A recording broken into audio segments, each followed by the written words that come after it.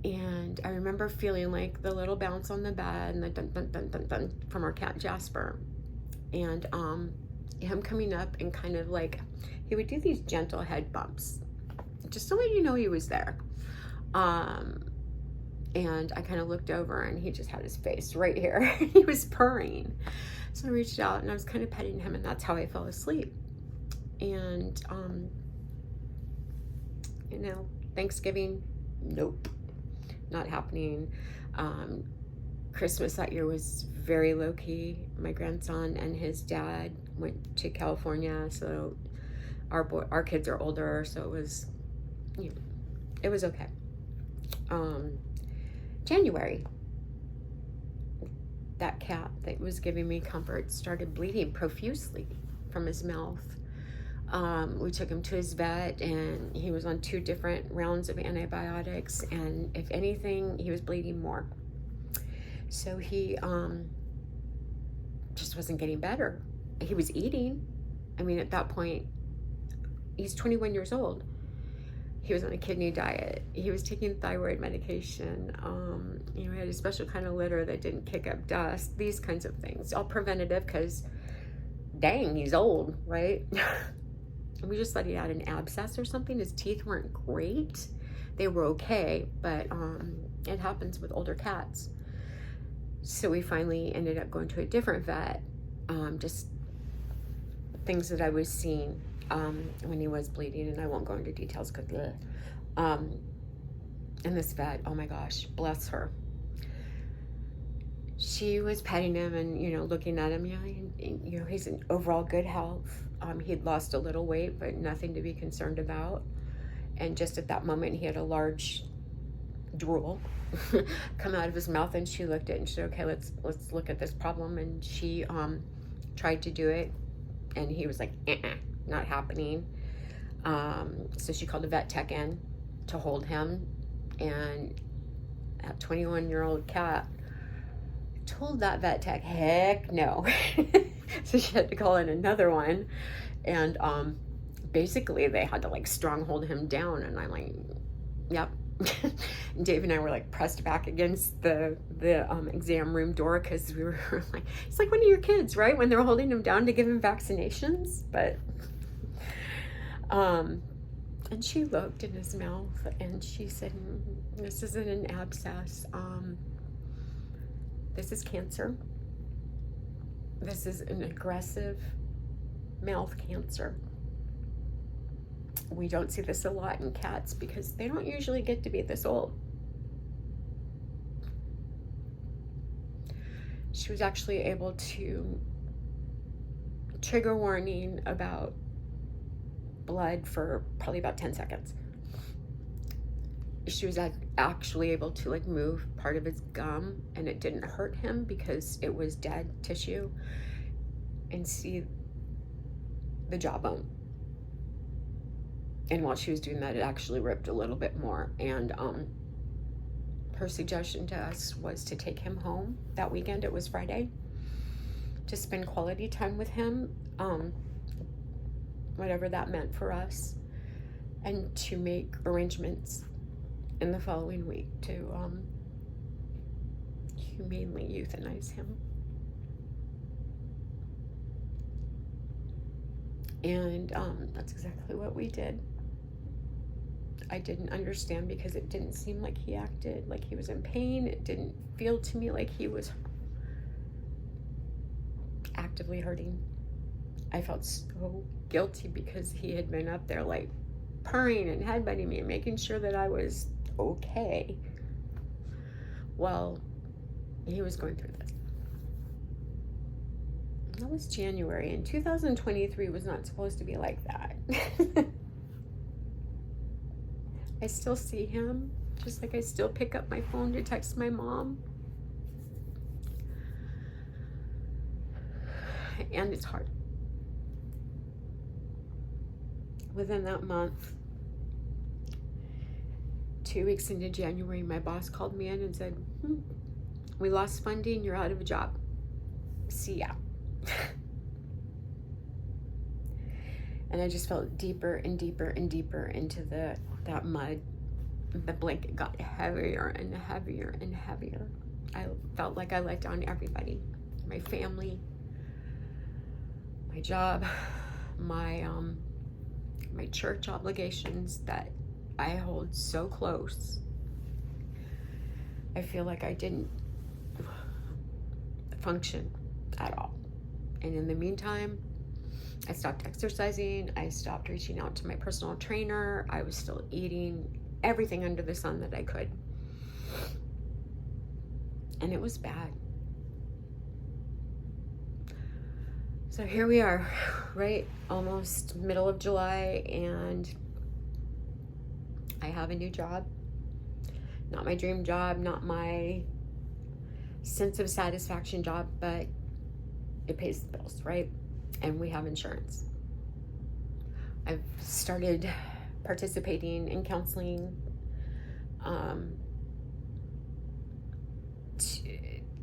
as far as I am comfortable. I've educated myself. I've been reading. I've been, looking for support groups and things like that.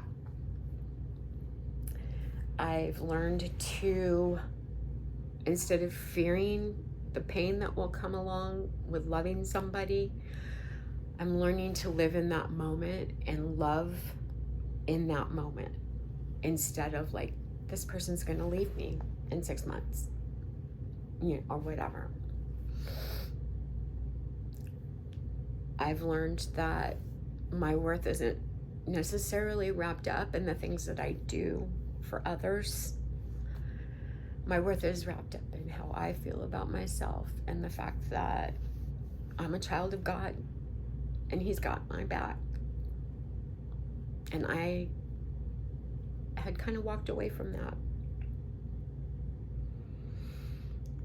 I feel like I did a lot of why me, God, why me, which isn't my question to ask.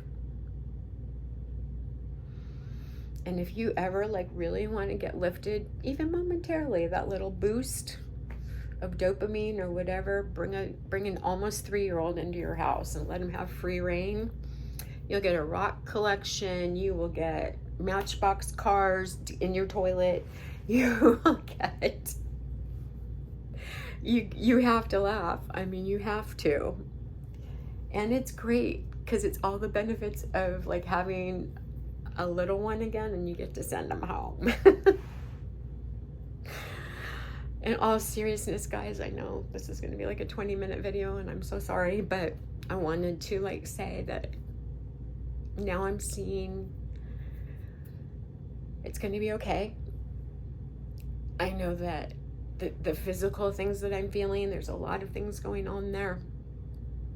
I need to start taking care of myself. I need to start eating well, start back exercising like I did when I was 60 pounds heavier. And most importantly, I need to grant myself some grace. I need to be okay with saying, no, I can't do that this weekend, or no, I'm feeling a little overwhelmed. I can't people today. That kind of thing. And just being okay with that, not feeling guilty for the next 2 weeks. And that's okay. It's okay to kind of put myself at the top of my priorities for a little bit. When I'd always been worried about everybody else, or what I was letting people down, or, not doing everything I needed to do. I can tell you, I'm working on that. It's a work in progress. I'm stubborn. I'm a control freak. I hate asking for help. 100% from my mom. I got that. Just a couple of things before I wrap up. You don't ever know what anybody's going through that you're dealing with. Try to be compassionate with that. It's not always easy. You could be having a terrible day, and that person might be having a terrible day. It costs nothing to be nice to somebody. And while I'll be dealing with the year of 2022 for the rest of my life, it's okay for me to feel sad about it. So be compassionate, be forgiving, be loving,